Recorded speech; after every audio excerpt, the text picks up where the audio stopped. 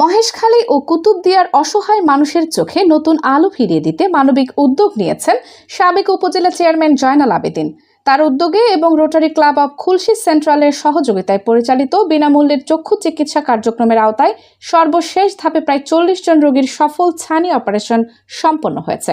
বিভিন্ন সময়ে মহেশখালী ও কুতুবদিয়ায় আয়োজিত ফ্রি চক্ষু মেডিকেল ক্যাম্পে বিশেষজ্ঞ চিকিৎসকদের মাধ্যমে ছানি রোগে আক্রান্ত রোগীদের শনাক্ত করা হয়। পরে তাদের সম্পূর্ণ বিনামূল্যে ছানি অপারেশনের ব্যবস্থা করা হয়। এরই ধারাবাহিকতায় সর্বশেষ ধাপে প্রায় ৪০ জন রোগীর সফল অপারেশন সম্পন্ন হয়েছে। এতে নতুন করে দৃষ্টিশক্তি ফিরে পেয়েছেন অনেক অসহায় মানুষ। সাবেক উপজেলা চেয়ারম্যান জয়নাল আবেদীন বলেন, মানুষের দোরগোড়ায় স্বাস্থ্যসেবা পৌঁছে দেওয়া এবং অসহায় মানুষের পাশে দাঁড়ানোই তার এই উদ্যোগের মূল উদ্দেশ্য। তিনি এ কার্যক্রমের সহযোগিতার জন্য rotary club of Khulshi central এর প্রতি আন্তরিক কৃতজ্ঞতাও প্রকাশ করেন এবং ভবিষ্যতেও এ ধরনের মানব সেবামূলক কার্যক্রম অব্যাহত রাখার আশাবাদ ব্যক্ত করেন। চোখে নতুন আলো ফিরে পাওয়ার আনন্দে উচ্ছ্বসিত উপকারভোগীরা। স্থানীয়দের প্রত্যাশা, এমন মানবিক উদ্যোগ ভবিষ্যতেও অব্যাহত থাকবে।